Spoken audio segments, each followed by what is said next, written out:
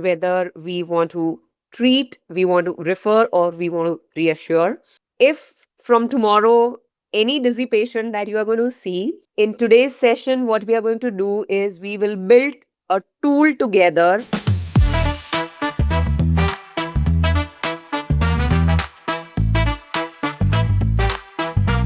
Yes, Dr. Dhara, I have made you the co-host of the session. Allow me a time. Yeah, please. The stage is all yours. Thank you. Thank you so much. And thank you for inviting me for the session today and to interact with all of these wonderful physio community who are so enthusiastic that they are, they have enrolled for it, and plus they've joined on time, which shows their dedication and commitment towards their profession. And I really appreciate it. Also, want to congratulate Better Food for doing this wonderful initiative for the physiotherapist, especially. I am truly touched by what you are doing. So, great job for that. Now, without wasting much of our time, let's start with our journey for what we are here today. Um, yes. So, dizziness in ortho clinic. How often do you come across a patient who is dizzy and who presents at the physiotherapy clinic? On an average, the cases that you must be seeing in your physiotherapy OPD, I'm sure that at least few of the patients would be, I feel giddy when I look up the spinning starts and complaints like that, especially when I have too much of neck pain, the giddiness is more, and all sorts of different complaints that might, come across. And then the question arises that whether we want to treat, we want to refer, or we want to reassure. So, if from tomorrow, any dizzy patient that you are going to see, in today's session, what we are going to do is we will build a tool together through this 1 hour, and where you will exactly be able to categorize your patients into whether do you want to treat the patient or whether the patient falls within the category of your scope. That's one thing. Whether you want to refer the patient because either out of your scope or it is a red flag. So, which is also very important to notice a red flag and refer on the immediate basis, or reassure that the symptoms what the patient is having, it is just the benign symptoms or more of the functional symptoms, and by educating the patient and by reassuring the patient, you will still be able to sail through smoothly. So we are going to do this by looking at certain cases. The entire session of whole 45 minutes, 1 hour, the discussions that we will have, I will be discussing with you several cases which you would be seeing on day to day basis in your OPD, and then based on those cases, you will be able to categorize them that whether we want to put it into treat, refer, or reassure. Right.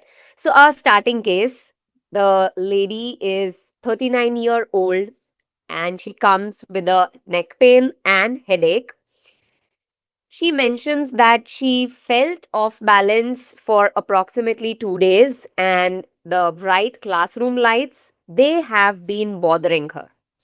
Now, looking at this case scenario, the history that she has given, you are itching to start with your assessment concerning to the cervical spine. Don't you want to do that? Just tell me quick yes or no in the chat box, so that will help me whether I would know that whether we are in the right direction or not. What's your gut feeling that whether you want to treat, whether you want to refer, or whether you want to reassure this patient? Yes, right? So, we are going to learn about the very same patient at the end of the session. So, stick with me till then.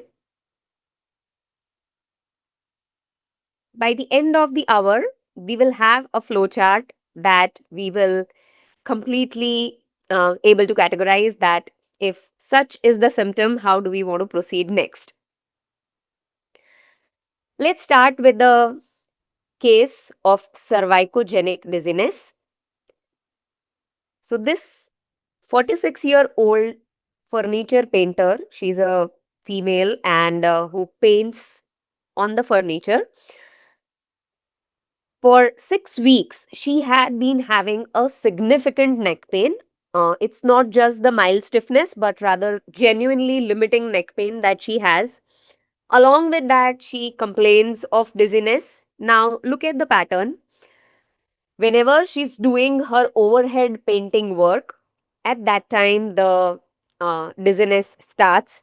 Also, when she's working on long hours with her laptop, so at that time also she feels the cervical pain along with the dizziness.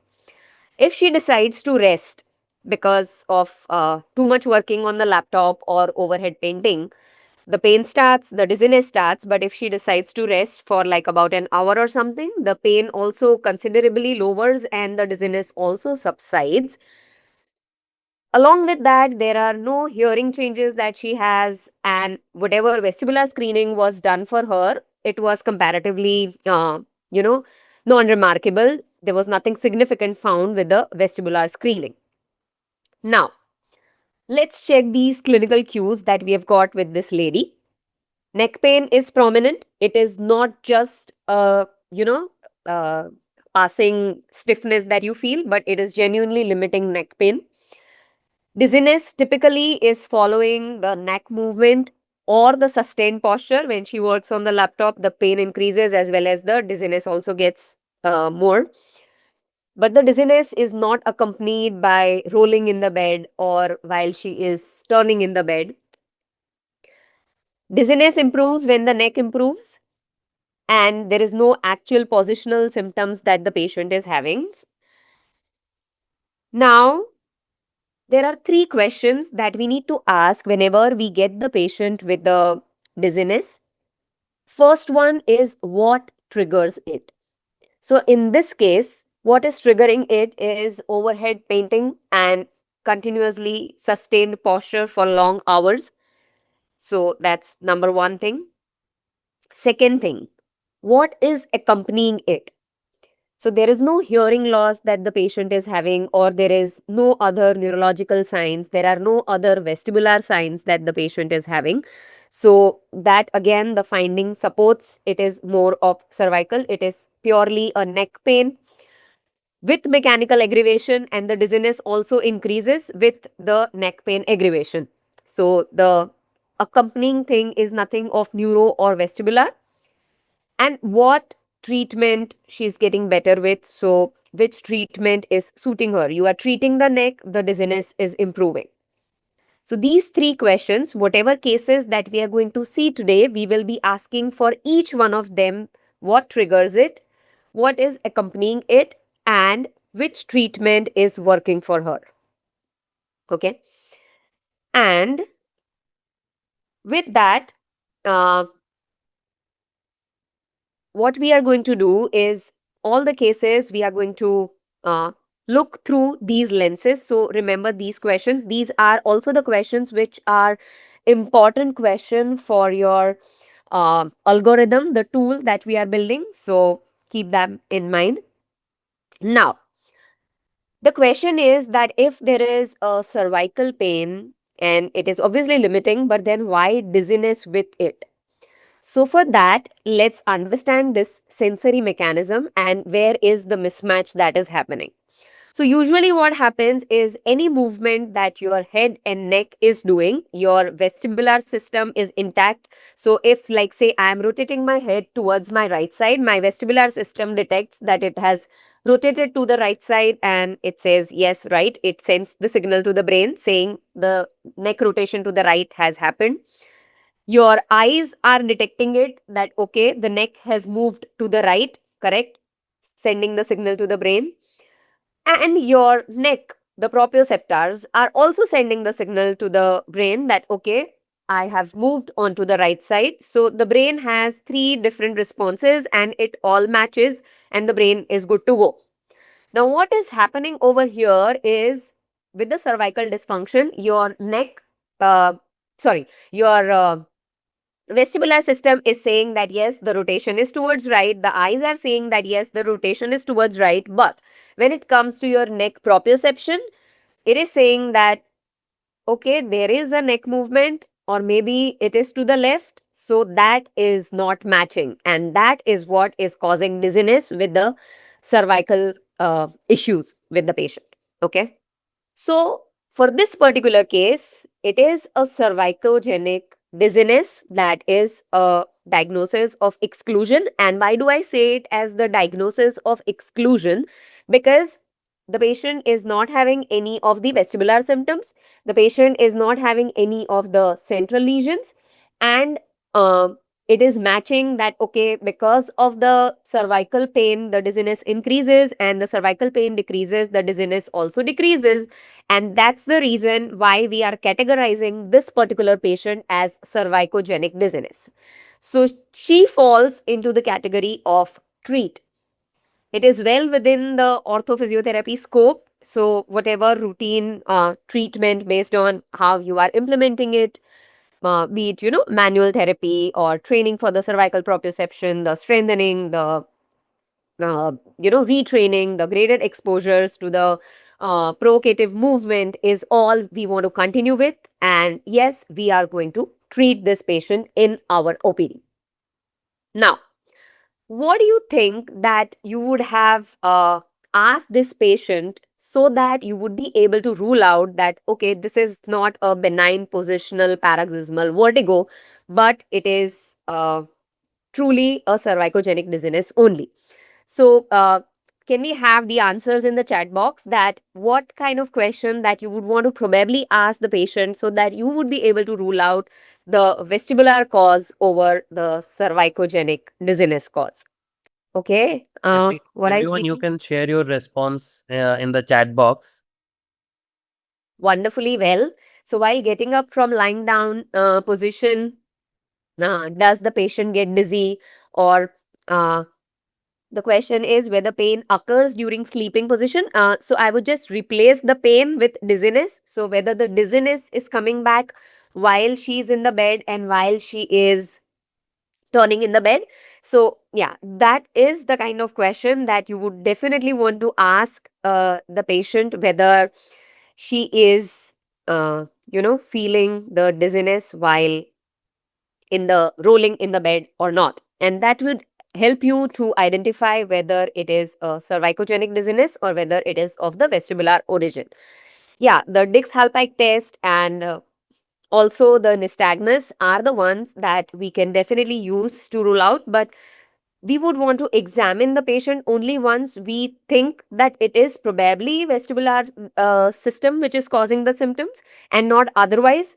So if we can rule out just with the asking the patient that whether is that the trigger, so then we will save the patient from unnecessarily putting them onto plinth and getting their head out of the edge.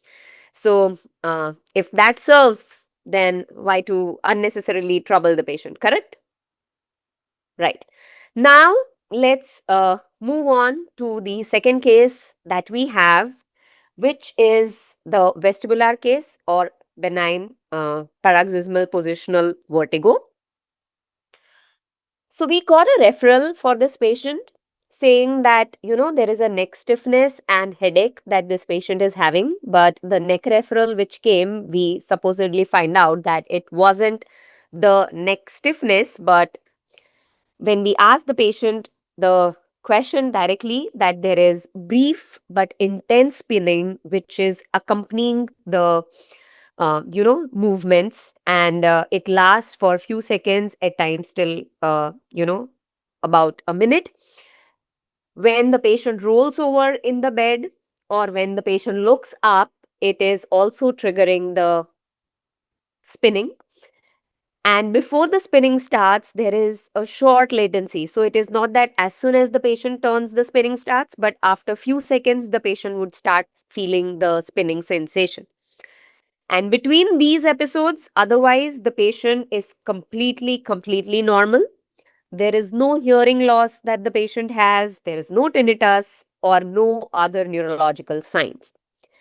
Again, asking the same three questions what we had decided to ask, what is triggering it? So the trigger here is rolling in the bed. If there is rolling in the bed, typically it is indicative of the vestibular origin. Okay, so specific position change is causing the dizziness. So that should make you think that it is of the vestibular origin. What is accompanying the symptom? So there is no hearing, there is no migraine, there are no other neurological signs. Between the episodes, in fact, the patient is completely normal. So that rules out the other things.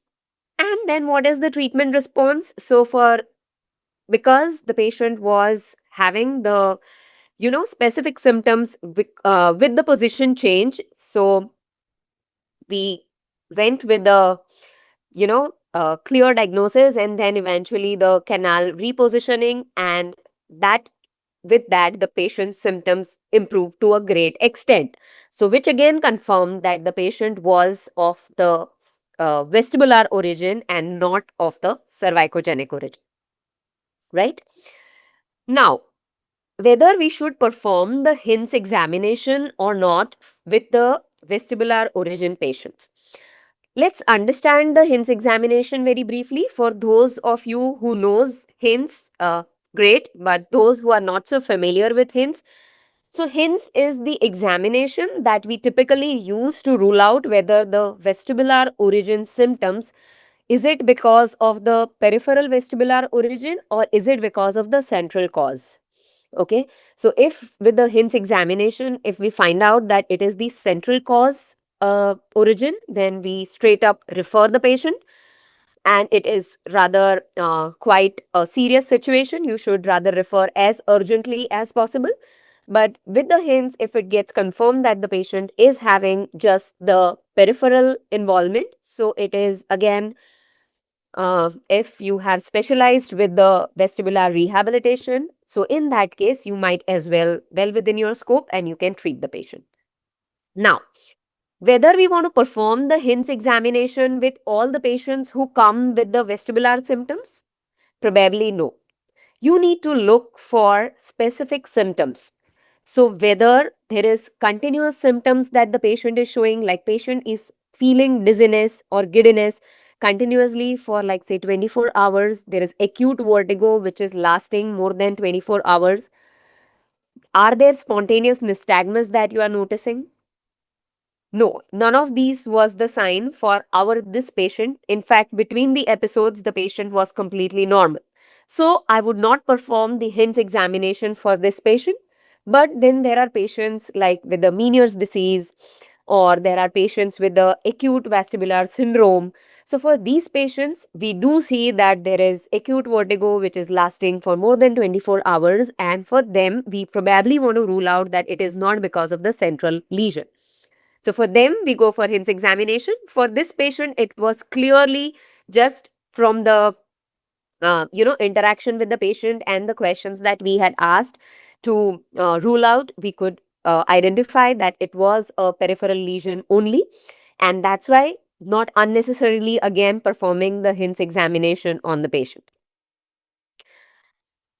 Yes. Now, at this point, like whether to treat, to refer, or reassure. So, if you are not expert with the Dix-Halpique or Epley's maneuver, so in that case, it is best to refer to a therapist who is trained with the vestibular dysfunction.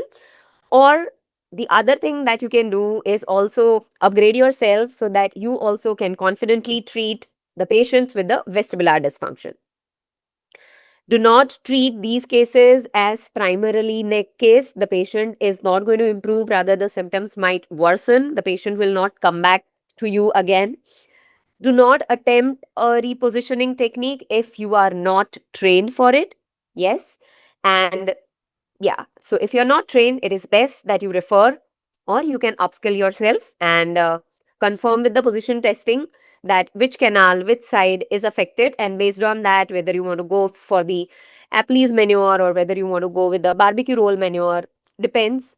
Cement manure, based on which canal is involved, which side is involved, and then you want to perform these canal repositioning techniques for these patients. And trust me, these techniques, when we apply on the patient, it gives wonderful results.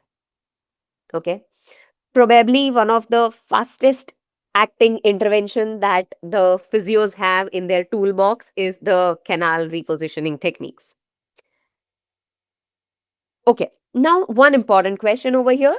What you would have missed in this case if you would have asked that since how long are you having these symptoms instead of asking that what is triggering the symptom?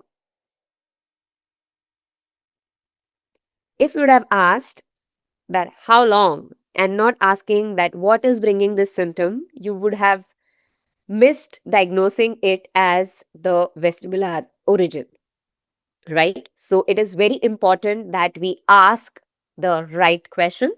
And for the vestibular origin case, what we do is we refer to a clinician who is trained in the vestibular repositioning, or you upskill yourself, but do not manage it as merely a cervical case, right? Everyone with me so far? If yes, then please type yes in the chat box so that I know that all of us are in the same boat.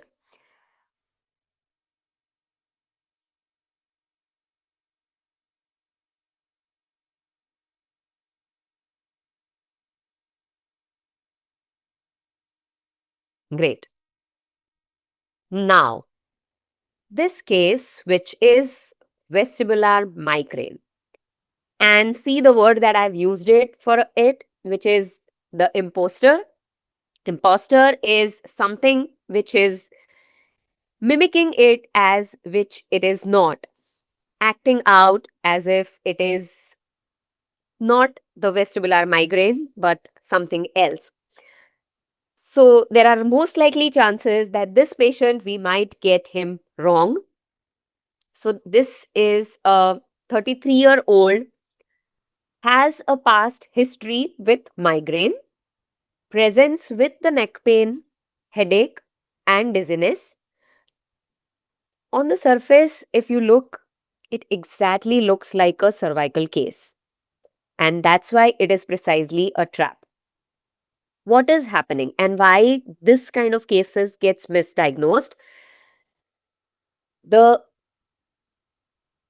migraine in itself can cause the neck pain through its interaction through the trigeminacervical interactions.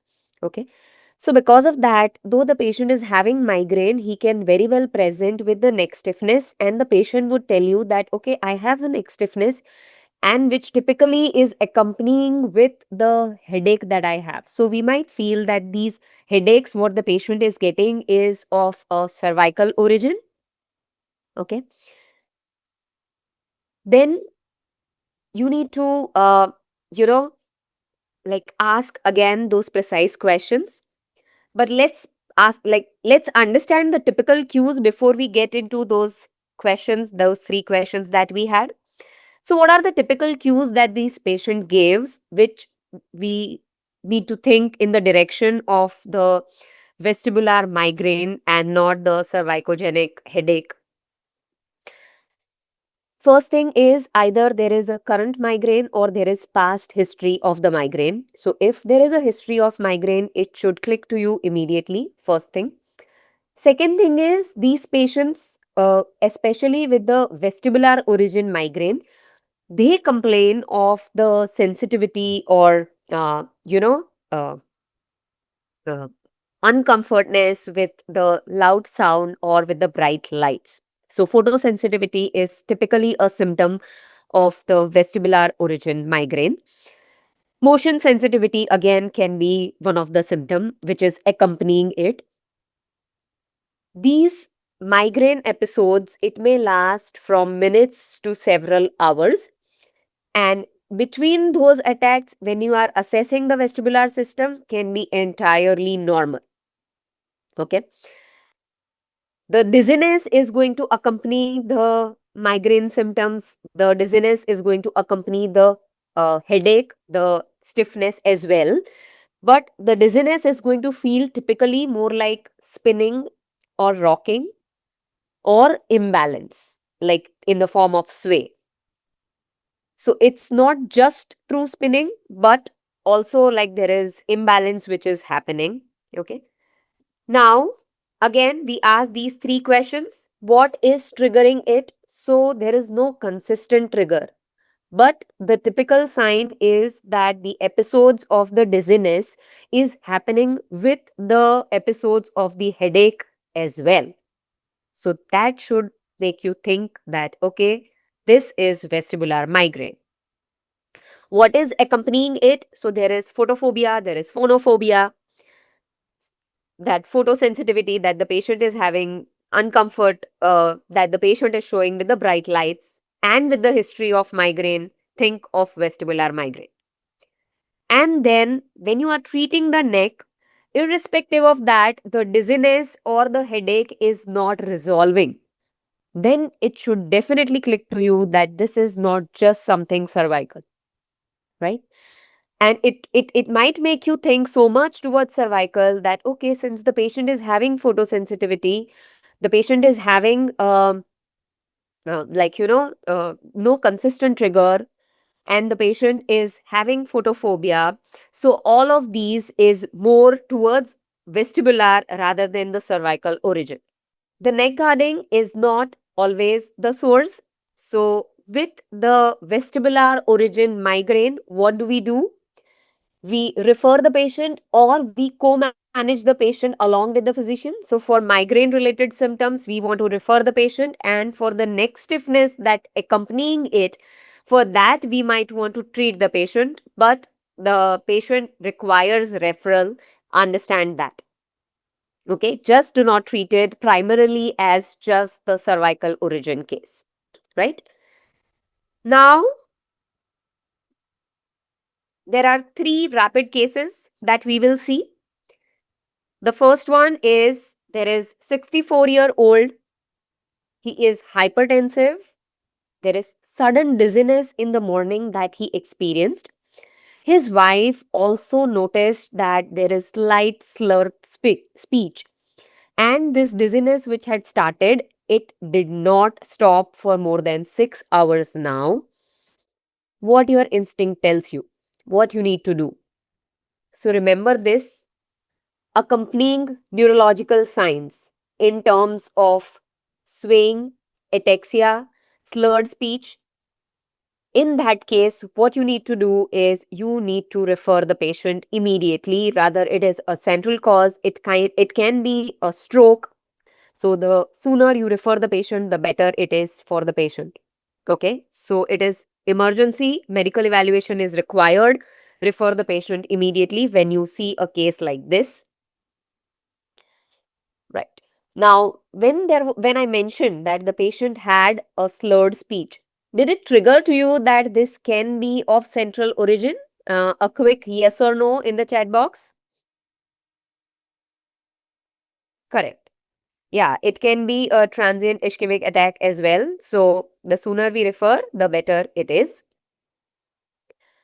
If there is acute vestibular syndrome, so with that, there is continuous vertigo for 30 hours that can go on. There are spontaneous nystagmus that you will see. The patient would have a couple of vomiting because of the, again, the discomfort that is caused by the vestibular origin. There is unsteady gait, and there is no other neurological symptoms which are accompanying it so far. But what are we going to do with this patient? So again, it is acute vestibular syndrome, and there has been a continuous symptoms of the vestibular origin. So even this patient would require urgent referral. You can perform the hints on this patient to rule out if it is of the central origin or not. But again, if you are not trained for hints, then it is best not to uh, do anything and just refer the patient. Now, there is this case, and which is quite interesting again. So, it is 3 weeks post head and neck impact injury. It is post concussion. There is neck pain, There is headache. The patient has difficulty in concentrating, and the dizziness is worsened by a complex visual environment. Separately, the patient 8 months back also had a, vestibular neuritis. Now, presently, the patient is normal, but he still avoids driving because he feels unsteady at times in the busy environment. So that's one of the typical symptoms that we also see of the vestibular origin, especially peripheral vestibular origin. So where the patients feel unsteady in the busy, crowded environment or complex environment. Okay. So what are we going to do with this patient? We will treat the cervical component clearly. We will reassure the patient for graded reactivation of the functional component. Why reassure? 8 months post, he had vestibular neuritis, avoiding driving even till date in the busy and crowded places. So, which indicates that though the vestibular cause has been taken care in some ways, but still the functional part, the functional rehabilitation part, especially for the vestibular dysfunction, was not completely taken care of. And for that, the patient is reassured. We can introduce the habituation exercises, the graded habituation exercises, and that's what is going to help here. So, we are going to treat the cervical component and we are going to reassure and reactivate the functional component. And we also refer the patient for the visual part where the patient's finding that, if we are performing the uh, vestibulo-ocular reflex test for these patients and where we are finding it that it is still a hypofunctioning VOR. So for that, we might want to refer the patient to the therapist who can train the patient. Okay. So now, what we did is we went through several cases today of different origin and presenting with different symptoms. Now, let's look at the decision flowchart that we have just come up with. If the patient presents with the neurological red flags, which includes slurred speech, which includes that direction changing nystagmus, which includes that there is accompanying ataxia. So, in all of these cases, we are directly going to refer to the patient and treat it as a medical emergency. If the patients come up with the continuous vertigo, which is lasting more than 24 hours, there are spontaneous nystagmus again. So, it is acute vestibular dysfunction. And for that, again, we want to refer and carry out again the emergency medical evaluation to rule out that it is not of the central origin. If the symptoms of vestibular dysfunction, which is lasting brief for short period only, and between the attacks the patient is normal, it is only the position which is triggering these symptoms. So in that case, again, we are going to, if you are trained vestibular therapist, great. If not, then we refer the patient for the positional testing, BPPV, and treat accordingly. If it is neck pain, movement and posture linked dizziness, vestibular, we have ruled out. In that case, you are going to treat it. It is a cervicogenic cause. If there is history of migraine plus the episodic vertigo, and migraine typically accompanies the uh, dizziness, the vestibular symptoms as well, light and sound sensitivity. So it is vestibular migraine. So for the migraine purpose, again, we are going to refer to the physician, and the uh, accompanying stiffness that the patient is having, we can co-manage it with the physician. So that, and then if the patient is showing persistent imbalance after vestibular disorder, so that requires graded reactivation, and in that case, what we are going to do is we are going to reassure the patient. Now, returning to our case 0, which we started with, you remember that lady? She was a 39-year-old teacher.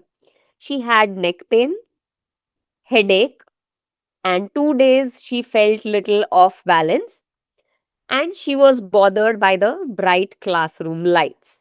Now, this is the information that we have got. Based on everything that we learned today, asking those three questions, whether it is what is triggering the dizziness, what is accompanying the symptoms, and to what treatment she is responding well to. So, question one was never asked to her. So, is her dizziness triggered by the neck movements or by maintaining a sustained posture, or is it constant regardless of whatever is the position? Based on what answer do we get, we can come to a conclusion for this particular case. So, if it is the movement which is triggering the uh, you know, disbalance or dizziness that she's having, it is likely vestibular. Typically, if it is rolling in the bed, which is triggering it. If it is due to the neck posture or neck movements, so then it is likely cervicogenic.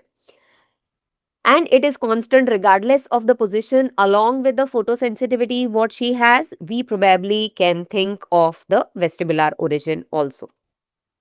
Question 3 was never asked again, that is she treated with her neck yet, and how did she respond to it, whether the symptoms got better. So that again will answer us that this case is the cervicogenic or whether it is the vestibular, right? So now you decide that what is the question that you would want to ask to her to decide that, whether you are going to refer to this case or whether you are going to treat the case or whether you are going to reassure. Can you quickly tell me in the chat box that what would you ask her the next question?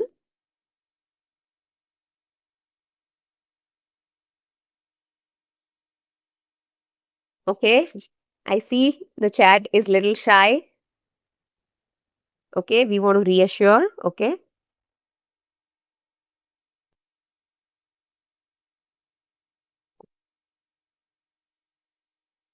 Based on what will you decide that whether you want to treat, refer, or reassure? What is the question that you would want to ask her so that you can decide? That is what I'm asking.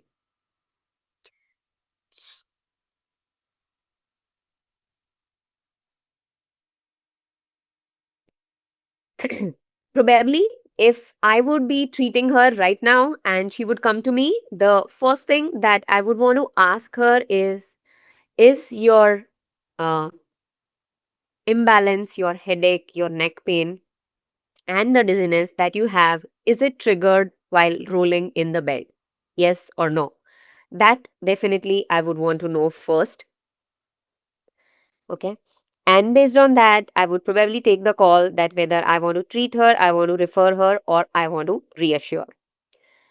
You cannot fully sort her yet. The photophobia leans towards vestibular migraine, but question 1 and 2 is the answers that would help us to determine that what we are going to do. Okay. Now, every dissipation that you're going to see from tomorrow onwards, they would end up typically into these three boxes, whether you want to treat them, whether you want to refer to them, or you want to reassure them.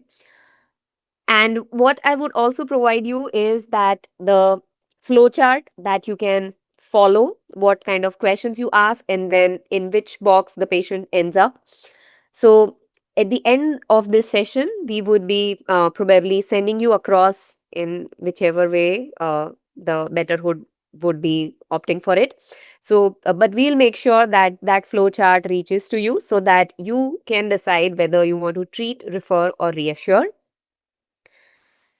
Uh, Always start with these questions, but like whether you want to know what is triggering the symptoms, whether you want to know what is accompanying the symptoms, and also you want to know whether what treatment is working out for this patient.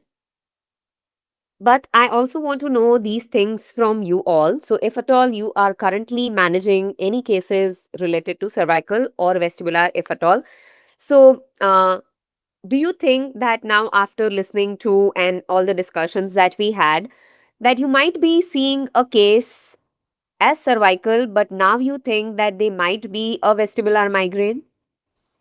Or do you think anywhere in the cases where which you are seeing you are at the blind spot and where you are either over referring or you are under referring the patients, or uh, anything that you are going to take from this particular presentation which you will start implementing from tomorrow in your ortho clinic?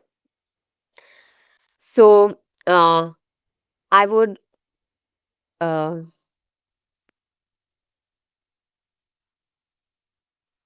okay, right, great, I'm happy to learn that. Now we are open for question answers if at all you have any. And some of the people have already written some of the questions, so I would try to answer whichever I can. Also, before we take up the question answers, all I want to let you know is uh, two things. One thing is, since there are a lot of questions which came pertaining to vestibular, so we are going to have a hands-on vestibular workshop on 26th of July at Goa, and it is a one-day workshop, and where we are going to cover everything pertaining to vestibular, which is right from Hints examination to Dix Helpike to Apley's Semont roll test, horizontal canal test, and VOR balance rehabilitation. All of that would be covered into that vestibular rehab workshop. So, if at all you are interested in upskilling yourself, you are most welcome to join that. Also, to those people who are interested in upskilling yourself the entire neurophysiotherapy, so we are also running 12 days online intensive workshop, so where we are covering everything from spinal cord injury to vestibular dysfunction to perception and cognition to stroke, traumatic brain injury, Parkinson's disease, everything, along with the Prime, Sync, and Neurostage protocol. So, which started from 14th of July. And if at all you are joining from Betterhood, so in that case, we will also be more than happy to offer you a 20% discount for this online workshop. So, if at all, you can reach out to us for the same. And yes, now we are open for the question answer. So, yes. Thank you, Dr. Dhara. So, everyone, if you have any question, you can raise your hand and probably I'll unmute you and you can ask your questions to the doctor. Okay, already in the chat box, there's one question which I would want to answer. So, which technique is best for vestibular rehabilitation, whether it is Simon, Epley, or Branderoff? So, which is a very, very, subjective question. And again, how your patient is responding to it is also going to be a question mark. So, rather than simply stating that number one is this and two is this and three is this, the answer is not that crystal clear. So usually Epley is what is most preferred technique and which also happens to be most effective. But then for those patients, again, there are chances that you might want to reassess the patients if the symptoms reappear, and then we want to decide again that whether we want to still go ahead with the Epley or we want to switch to Semon, like that. And Branderoff is something which is prescribed to the patient for the home exercise program. So, this you think that the patient is not suitable for the canal repositioning techniques.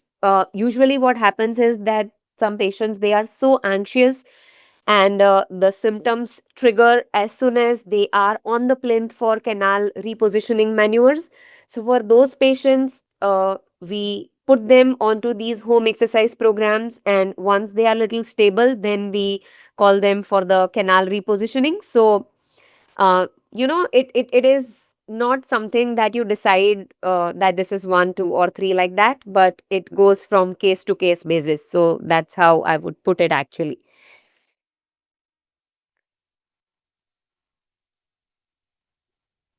Okay.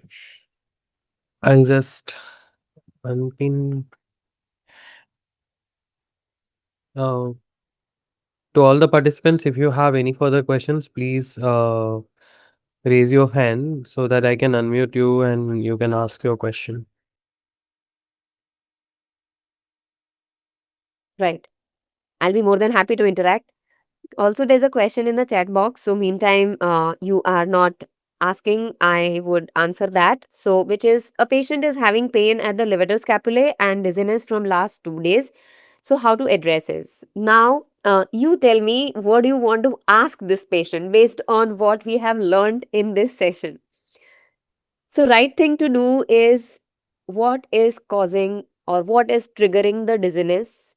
What is the nature of dizziness? Is it just accompanying that periscapular pain that the patient is having, or is it the neck movement, or exactly, or whether it is the rolling in the bed which is causing it? And then what else is accompanying? Is there a photosensitivity that you are seeing? Okay, so you need to work on these questions so that you will know that whether the dizziness that the patient is complaining, is it because of the altered proprioceptive mechanism in your cervical spine, or is it causing it is caused by your vestibular dysfunction. And there you go, you will have a clear cut uh, flow chart rather to answer that what do you want to do next with your patient.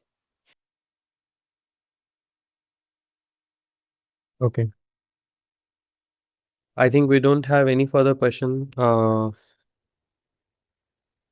are a couple of them in the chat box. Yes, sir. I can just pick So one or two and then we can end the session probably in next 5 minutes. That would work. I think that would be better, doctor. Yeah,